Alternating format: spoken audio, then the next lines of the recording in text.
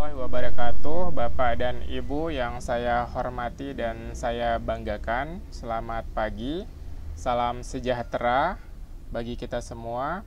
Saya beserta tim sangat senang hari ini mendapatkan kesempatan untuk menyampaikan presentasi mengenai penelitian kami, yaitu analisis ujaran kebencian yang mengandung unsur penistaan agama di media sosial, kajian linguistik forensik. Baiklah Bapak Ibu sekalian, latar belakang penelitian kami ini adalah yaitu seiring dengan perkembangan teknologi dan informasi serta penggunaan media sosial yang sangat pesat dewasa ini memberikan kemudahan bagi seseorang untuk menulis status atau berkomentar mengenai apa yang ia pikirkan. Tetapi tidak jarang pula status atau tuturan seseorang di media sosial yang di dalamnya dianggap memuat unsur kejahatan berbahasa dapat berdampak hukum. Tentu saja apabila ada pihak lain yang merasa dirugikan atas tuturan tersebut. Adapun tujuan dari penelitian ini yaitu menganalisis ujaran kebencian yang mengandung unsur penistaan agama di media sosial dan dampak hukum dari ujaran tersebut. Metode penelitian yang digunakan adalah kualitatif dengan ancaman forensik linguistik. Adapun sumber data penelitian ini diambil dari data lingual yang ditulis pada laman media sosial Facebook. Baiklah, dalam data kasus penelitian ini, ujaran kebencian yang mengandung unsur penistaan agama itu dilakukan di media sosial Facebook, sehingga masuk ke ranah leg spesialis. Kemudian pasal-pasal yang dapat diterapkan adalah pasal Undang-Undang ITE, yaitu pasal 28 ayat 2, jungto pasal 45A ayat 2 tahun 2016, yaitu tentang ITE. Ini yaitu mengatur mengenai larangan melakukan ujaran kebencian berdasarkan SARA melalui media elektronik. Baiklah, ini merupakan screenshot dari Facebook, dari laman Facebook yang dituturkan oleh JIT, yaitu inisial. Bisa Ibu Bapak baca di selengkapnya di sini. Oke. Kemudian masuk ke dalam analisis, yaitu konteksnya adalah terdakwa JIT ini merasa jengkel dan marah kepada tetangganya, yaitu Ibu W, karena ia menduga bahwa Ibu W lah yang telah mengambil 2 galon air mineral miliknya. Kemudian ia merasa emosi dan lalu marah, lalu terdakwa membuka akun Facebook miliknya, kemudian membuat sebuah postingan. Adapun analisis untuk unsur-unsur pasal yang diterapkan adalah yaitu pasal 28 ayat 2, yaitu sebagai berikut.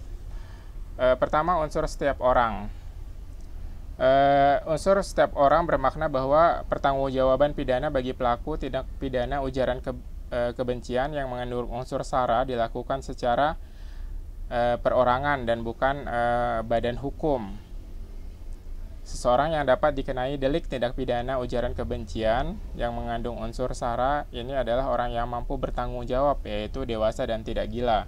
Kemudian unsur dengan sengaja bermakna bahwa perbuatan terdakwa JIT yang mengunggah status di dinding Facebook miliknya dilakukan dengan penuh kesadaran dan tanpa ada unsur paksaan. Kemudian unsur menyebarkan informasi, artinya bahwa terdakwa JIT telah melakukan tindakan menyebarkan informasi atau ujaran kebencian yang mengandung unsur penistaan agama melalui media elektronik dan media sosial Facebook miliknya, sehingga informasi tersebut dapat diakses secara umum atau diketahui oleh publik. Keempat, unsur menimbulkan rasa kebencian atau permusuhan individu atau kelompok masyarakat tertentu. Ini bermakna bahwa adanya suatu hal yang dapat muncul atau timbul dalam konteks ini merujuk pada rasa kebencian atau permusuhan individu atau kelompok masyarakat tertentu.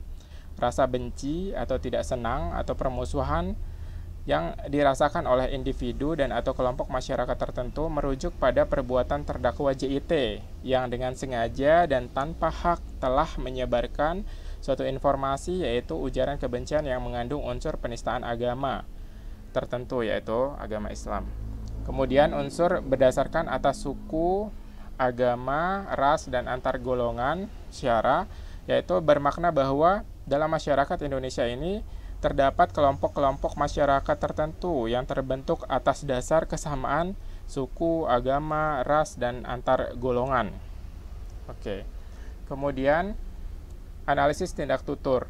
Seperti kita ketahui bersama bahwa Austin membagi tindak tutur menjadi 3, yaitu 1 tindak lokusi, 2 tindak ilokusi, dan 3 adalah tindak perlokusi. Tindak lokusi adalah tindakan bertutur dengan kata, frasa, dan kalimat sesuai dengan makna yang dikandung oleh kata, frasa, dan kalimat itu. Ini di kalimat tindak lokusi ini juga disebut the act of saying something. Tindak lokusi dapat seperti ini, Ibu Bapak sekalian. Kemudian tindak ilokusi adalah tujuan atau maksud dari tuturan tersebut, yaitu tuturan yang mengatakan bahwa anjing-anjing sialnya saya punya tetangga Islam, kemudian Islam seperti tahi babi, seperti itu bertujuan menghina, mencela, menista terhadap orang atau kelompok masyarakat berdasarkan sara. Kemudian tindak perlokusinya adalah efek yang ditimbulkan dari tuturan itu.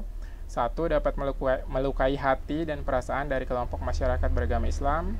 2. Timbulnya rasa tidak suka, rasa benci, dan permusuhan. Kemudian ketiga adalah ujung-ujungnya dilaporkannya terdakwa ke Polres Tabes Medan. Lalu analisis sistem appraisal. Berdasarkan analisis sistem appraisal, ujaran kebencian terhadap agama Islam dilakukan terdakwa JIT tampak dari penggunaan bahasa yang tercermin dalam sikap bahasanya, yaitu attitude. Dalam tuturan yang disampaikan terdakwa JIT melalui status Facebooknya, ia telah menyampaikan penilaian judgment atau terhadap orang atau kelompok masyarakat Islam dengan mengatakan Islam kayak tai babi, dan pantasan rata-rata orang Islam di kampung Multatuli ini kebanyakan tukang pencuri. Ini berarti negative judgment. Kemudian dampak hukum dari tuturan yang dilakukan terdakwa JIT adalah hakim memutuskan penjara selama 1 tahun dan 4 bulan. Hal tersebut berdasar kepada pasal 28 ayat 2 jungto pasal 45A ayat 2. Baiklah, simpulan dan saran hasil penelitian ini diharapkan dapat dijadikan sebagai sumber pengetahuan oleh masyarakat dalam melakukan interaksi di media sosial. Masyarakat hendaknya memperhatikan etika berkomunikasi yang baik, sopan, dan santun, serta dapat mengendalikan emosi pada saat mengemukakan pendapat di media sosial agar terhindar dari permasalahan hukum yang diakibatkan oleh ujaran tersebut. Baiklah, begitulah presentasi kami hari ini. Terima kasih. Wassalamualaikum warahmatullahi wabarakatuh.